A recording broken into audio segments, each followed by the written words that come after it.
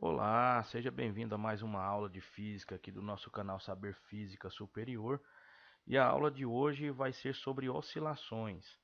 E para ser mais específico, nós vamos falar do movimento harmônico simples. Veja bem, esta figura nos mostra uma massa que está acoplada a uma mola, e esta mola, por sua vez, está presa a uma parede aqui da sua esquerda. Nós percebemos que a mola está em constante movimento. Ora ela está bem deformada, bem esticada, ora ela está bem comprimida. E ela faz um movimento de oscilação, indo e vindo. Isto é um típico movimento periódico, onde as posições podem se repetir ao longo do tempo. E aqui nós temos um máximo, quer dizer, a posição máxima que esta caixinha, este bloquinho pode ocupar. E aqui nós temos um mínimo, que é a posição mínima que ela pode estar ocupando. Se eu traçar um eixo de orientação x, aqui na figura está falando que é y, mas esse eixo nos mostra que quando o y é igual a zero, a mola está no seu estado de relaxamento. Não tem nenhuma força elástica atuando sobre o bloquinho. Mas quando o x é o y aqui no caso, né, é máximo, a mola está trazendo uma força para a esquerda para trazer o bloquinho para a esquerda, procurando o estado de relaxamento. O bloquinho vai ultrapassar esse y igual a zero e vai voltar para um y mínimo aqui. Quer dizer, esse mínimo e esse máximo são as posições que a gente chama de amplitude, ou seja, a distância entre a posição zero, quer dizer, o estado de equilíbrio da mola, até o lado máximo é a amplitude, e até o lado mínimo, que está aqui nesta posição, também é a amplitude. Podemos dizer então que há uma tendência bem forte da gente verificar uma onda, um formato de onda aqui nas posições ocupadas pelo bloquinho que está oscilando junto com a mola. Então, se nós temos uma coisa que nós chamamos de amplitude, podemos perceber então que aqui o marco zero, aqui a posição de relaxamento, nós temos de um lado o valor máximo, que é a amplitude, e do outro lado o valor mínimo, que também é a amplitude. Esta amplitude nós podemos chamá-la de xm, quer dizer, a posição máxima ocupada pelo bloquinho. Ela não vai ultrapassar essa posição, certo? Então, se tem uma oscilação, nós temos uma frequência. A frequência vai ser importante para a nossa análise daqui para frente. Esta frequência ela equivale ao número de oscilações por segundo, quer dizer, quantidade de ciclos por segundo. Esta frequência ela é dada pela letra F e ela é medida em Hertz. É a unidade de medida da frequência no sistema internacional. Se nós sabemos que a, a caixinha que está oscilando no tempo, ela vai repetir as suas posições com o passar do tempo. Então ela forma um ciclo e este ciclo vai se repetindo. E o tempo para cada ciclo é chamado de período. Período é a quantidade de segundo ou tempo que nós temos por cada ciclo. Então, o período é dado pela letra T e ele é medido em segundo. Se você bem observar, frequência e período são um é o inverso do outro. Então, posso dizer que frequência, sendo o inverso do período, é 1 sobre T. E T, que é o período, é o inverso da frequência, ou seja, 1 sobre F. E assim, nós podemos verificar que há uma forte tendência de procurarmos prever a posição ocupada pelo bloquinho ao longo desse tempo. E essa posição é o que nós vamos chamar de x de t. Existe uma equação que nos dá a condição de acharmos esta posição ao longo do tempo, que é x de t igual a xm vezes cosseno de ômega t mais φ. Veja, eu vou explicar passo a passo dessa equação. Ela vem de onde? Se você bem observar, o bloquinho está sendo movimentado porque existe uma força de restauração. E quando esta força de restauração é acionada, ela é acionada quando o bloquinho sai da posição de equilíbrio aqui da mola. A mola vai ser distendida, ela tenta trazer o bloquinho para trás. A mola é comprimida, ela tenta trazer o bloquinho para a posição de equilíbrio. Esta força é chamada força elástica, ela vem da lei de Hooke e é uma força de restauração. E aqui no nosso caso, nós vamos desprezar o atrito, vamos desprezar a resistência do ar, portanto, não tem nenhum amortecimento para este bloquinho. Ele vai funcionar como um movimento harmônico simples. Quer dizer, não tem nenhum amortecimento, não tem nenhuma outra força a não ser a força de restauração da mola. Sendo assim, eu posso fazer o seguinte. A única força que atua na mola é a força de restauração. Ela é a força elástica. E pela lei de Hooke, nós sabemos que a força elástica é K vezes X, onde K é a constante elástica da mola e X é a deformação, é o valor de espaçamento entre o bloquinho na posição de compressão ou de elongação da mola e a posição de relaxamento dessa mola. Assim, nós podemos dizer que isto aqui, esta força, é a força resultante, pois é a única força que atua na mola.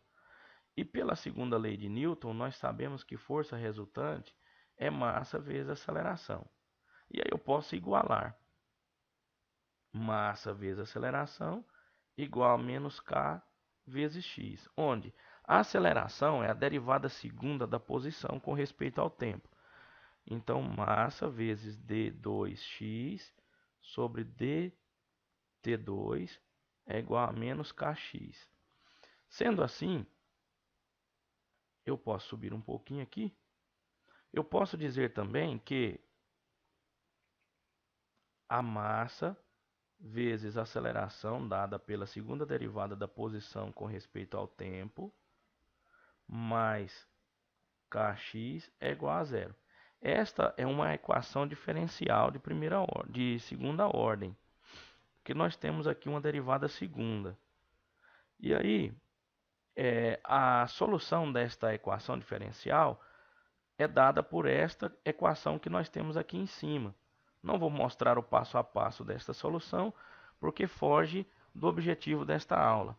Então, se eu tenho a solução desta equação aqui, como sendo esta que está aqui dentro dessa nuvenzinha, esta equação que está dentro da nuvenzinha vai nos demonstrar qual é a posição do bloquinho no eixo X ao longo do tempo. Então, vamos tentar compreender cada item desta equação que é muito importante para o estudo desse tipo de movimento. Para isso, eu acredito que vai ser interessante eu fazer uma comparação aqui. Deixa eu colocar uma figura que eu acho que é muito importante para nós. Vamos lá, esta figura aqui. Ok. Eu acho que essa figura ficou na posição errada. Agora sim. Veja bem,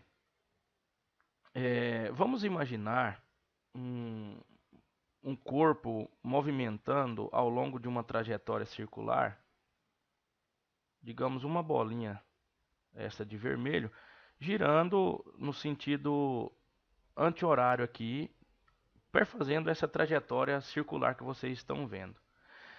Em dado momento, esta bolinha vai estar aqui do outro lado, que é o lado oposto ao lado que ela está aqui no lado direito.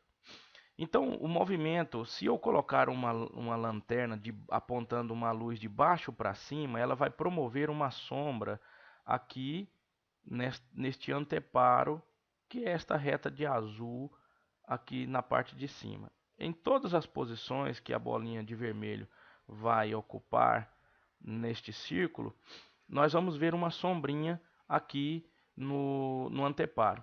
Se a bolinha estiver aqui em cima, a sombra vai estar aqui bem direcionado como na mesma direção, né, desta linha pontilhada. Se a bolinha estiver aqui do outro lado, a sombra vai ser aqui. E se a bolinha estiver do outro lado de cá, a sombra vai ser aqui. De modo que você vai verificar que o movimento da sombra desta bola que está girando aqui neste círculo é um movimento que vai para a direita, depois volta para a esquerda. E isso não para. Se o movimento for circular uniforme, você vai verificar isso daí. Então, a amplitude do movimento da sombra corresponde à amplitude do movimento circular, do movimento harmônico simples. Se você bem observar, digamos que a bolinha vai sair daqui, ela tem uma velocidade angular. Essa velocidade angular ou frequência angular é a variação do ângulo φ em relação à variação do tempo. Como assim? Imagine que a partícula saiu desta posição aqui e aí ela chega nessa outra posição, ou seja, ela varreu um ângulo ΔΦ. Se ela varreu um ângulo ΔΦ, ela varreu um ângulo ΔΦ em uma unidade de tempo. Se eu pegar a variação do ângulo φ e dividir pelo tempo que passou, eu tenho a frequência angular. Esta frequência angular é este ômega aqui, ou W, e a unidade de medida dele é radianos por segundo. Então está aqui o ômega, não é? Esse ômega quer dizer a frequência angular que eu posso verificar fazendo a comparação do movimento harmônico simples da sombra com o movimento circular uniforme aqui neste nosso círculo. Agora, quem é esse φ que está aqui na nossa equação? É o ângulo de fase. Olha, todo o argumento que eu vou circular aqui é conhecido como fase. E este φ que está dentro do argumento é o ângulo de fase. Como assim? Deixa eu explicar melhor com a outra cor aqui. Vamos pegar. Vamos supor que a partícula comece o seu movimento aqui, onde eu estou marcando o ponto de azul. Com o eixo horizontal, ele não vai fazer um ângulo aqui, ó, que eu vou dizer que é o ângulo inicial. Se o movimento iniciar aqui e vai indo no movimento circular anti-horário aqui, ele vai passar pelas posições de amplitude como se fosse iniciado o movimento aqui, onde eu estou apontando com a setinha de azul. Mas vamos dizer que ele comece aqui agora, onde está a bolinha de azul. Se ele começou aqui, ele começou com um ângulo inicial. Esse ângulo inicial vou chamá-lo de φ. Esse φ que eu coloquei aqui é o nosso ângulo de fase. E por que cosseno? Porque se você bem observar, aqui no nosso desenho inicial, nós temos a trajetória acentuada por esta linha tracejada que dá um aspecto de uma função harmônica, não é isso?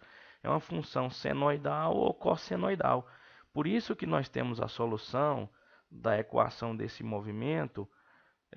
Qual é a equação desse movimento? É esta que eu estou colocando aqui, né? A solução dela vai dar uma forma de cosseno, por quê? Porque ela é uma função harmônica. E esse xm é a amplitude, né, do movimento, ou seja, a posição máxima ocupada pelo corpo. Agora, em termos de matemática, vamos pensar o seguinte. Na verdade, matemática e física. Se a nossa função principal é esta daqui, x de t, que é igual ao x máximo, cosseno de ômega t mais φ, nós já sabemos quem são esses componentes. A velocidade, isso aqui é a posição, não é verdade? Se eu quero saber qual a posição da partícula em função do tempo, eu olho essa equação. E se eu quero saber a velocidade? Se você está bem lembrado lá da física 1, a velocidade é a derivada da posição, ou seja, a derivada com respeito ao tempo de x de t é exatamente a minha velocidade. Então posso dizer que isso aqui é a velocidade em relação ao tempo. E como eu faço a derivada disso? Vamos chamar aqui algo bem didático para nós entendermos. Isto aqui eu vou chamar de u e isto aqui eu vou chamar de v, porque eu vou fazer a derivada do produto. Eu tenho uma constante multiplicada por uma função aqui, então eu vou fazer a derivada do produto. Como que eu faço isso? É a derivada do primeiro vezes o segundo, mais o primeiro vezes a derivada do segundo. Não é verdade? Então eu vou fazer o seguinte, a derivada do primeiro é zero, que é uma constante. O segundo é cosseno ômega t mais φ, isso mais u, que é o primeiro, xm, vezes a derivada do segundo. Para derivar o cosseno de ômega t mais φ, eu devo lembrar que, primeiro, eu derivo o que está do lado de dentro e depois eu derivo o que está do lado de fora. Derivando o lado de dentro, o φ é uma constante, então fica ômega t. A derivada de uma constante vezes a variável é a própria constante. Então, é ômega vezes a derivada do que está do lado de fora, que é a derivada do cosseno. Vamos puxar isso aqui um pouquinho para cá. A derivada do cosseno é menos seno. Então, eu vou colocar aqui menos seno de quem? Seno de ômega t mais φ. Agora, este termo aqui elimina-se, vai ficar, o negativo pode voltar, o nosso ômega vezes xm vezes seno de ômega t mais φ. Isto aqui é a equação da velocidade em função do tempo. Agora, se eu quero achar a aceleração, vamos lá. Aceleração. Eu posso derivar a função da velocidade. Por quê? Porque a aceleração é a derivada da velocidade, ou a derivada segunda da posição. Então, vamos derivar isso aqui novamente. Vamos lá. Então, a aceleração em função do tempo é igual à derivada com respeito ao tempo da velocidade em função de t. Isto é a derivada desta expressão que nós temos aqui em cima. Então, vamos lá. Eu vou chamar menos ômega xm de u e o seno de ômega t mais φ de v. Podemos fazer assim, né? Vamos chamar isso daqui de u e isso daqui de v. Então, eu tenho u' v mais u v'. Vamos lá. Se eu derivar esta constante é zero, vezes o v continua zero. Então, eu vou pegar somente o u v'. O u é menos ômega xm, v' é a derivada do seno ômega t mais φ. Então, derivo a parte de dentro, que vai dar ômega, vezes ômega, vezes a derivada da parte de fora. A derivada do seno é o cosseno, então é cosseno de ômega t mais φ. Ômega vezes ômega é ômega ao quadrado, então fica menos ômega ao quadrado, xm, cosseno de ômega t mais φ. Esta é a expressão da aceleração em função do tempo. Agora, vamos falar um pouquinho mais deste ômega. Observe que xm cosseno de ômega t mais φ é a expressão da posição em função do tempo. Vamos voltar aqui um pouquinho. Olha aqui na parte de cima. X de t é igual a xm cosseno ômega t mais φ. Então, isto é o x de t. E aí, eu olho aqui embaixo, eu vejo o x de t multiplicado pelo menos ômega ao quadrado, que dá aceleração. Não é isso? Então, vamos anotar isso daqui. A aceleração vai ser igual a menos ômega ao quadrado vezes quem? Vezes o x. Isso tudo em função do tempo, né? E se eu lembrar da expressão lá da força elástica, eu posso dizer o seguinte, que a força resultante, né? Essa força resultante é igual à força elástica e tal. Então, m vezes a é igual a menos kx. Então, eu posso dizer que m vezes o menos ômega ao quadrado x é igual a menos kx. O que eu posso dizer agora? Esse menos corta com o menos. Vamos subindo aqui, né? Esse menos corta com o menos, o x corta com o x, então vai ficar assim, ó, m ômega ao quadrado é igual a k. K é a constante elástica da mola. Então, ômega ao quadrado é igual a k sobre m. E ômega, então, vai ser igual a raiz de k sobre m. Este aqui é o nosso ômega. Mas agora, isso aqui é dado em radianos por segundo, né? É a frequência angular do movimento. Mas agora eu quero que você preste bem atenção numa seguinte análise aqui, ó. X de t pode ser igual a x de t mais o período. Por quê? Porque o período não é o tempo de um ciclo completo. Então, se eu pegar um objeto que está oscilando a partir do t igual a zero, quando passar um período t maiúsculo aqui, que é dizer o tempo para ele dar uma volta completa, ele não vai voltar para o mesmo lugar. Então eu posso dizer que a posição inicial, quando o t aqui é igual a zero, é igual à posição final quando o t é igual ao período. Então quer dizer que x de t é igual a x de t mais o período. Tomando o φ, quer dizer, o ângulo de fase igual a zero, nós podemos escrever assim, que esse x de t não é o xm vezes cosseno de ômega t mais o φ. Então, esse x de t mais t é igual a xm cosseno de ômega. Aqui eu posso colocar um colchete para ficar melhor. Ômega vezes t mais o período mais φ. Como o φ eu tomei como zero, eu posso escrever assim, xm é igual a cosseno de ômega t mais xm de cosseno de ômega t mais t, ok? Então, se esta expressão da esquerda é igual à expressão da direita, esses argumentos têm que ser iguais. Então, ômega t é igual a ômega de t mais t, correto? Mas preste bem atenção. Este aqui, ômega t, é o argumento da expressão da esquerda, e o ômega de t mais o período é o argumento da expressão da direita. Este argumento só será igual ao outro argumento quando passado um período t, não é isso? E quando passa um período t, qual é o ângulo varrido pela circunferência, pela bolinha que faz uma volta na circunferência? Não é 2π? Então o período equivale a 2π.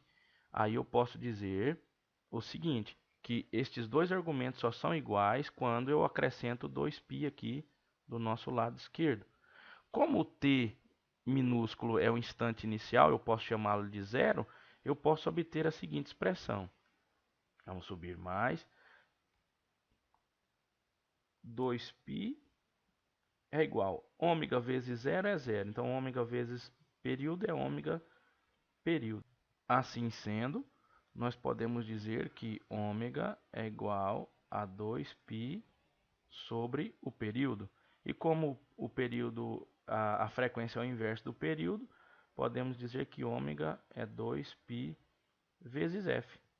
E como o período é igual a 2π sobre ômega, como daqui desta equação, quer ver? Deixa eu trocar aqui a cor para ficar até mais fácil de você entender. Desta equação aqui, eu posso dizer o seguinte, que o período é igual a 2π sobre ômega. Então, o período pode ser igual a 2π multiplicado pelo inverso do ômega. Quem é o ômega? Não é raiz de k sobre m? Então, é raiz de m sobre k. Estas equações aqui que eu estou circulando são equações muito importantes para a gente estudar esse tipo de movimento, bem como as outras de cima. Agora, espero que você tenha entendido esse assunto e até o nosso próximo encontro. Um forte abraço.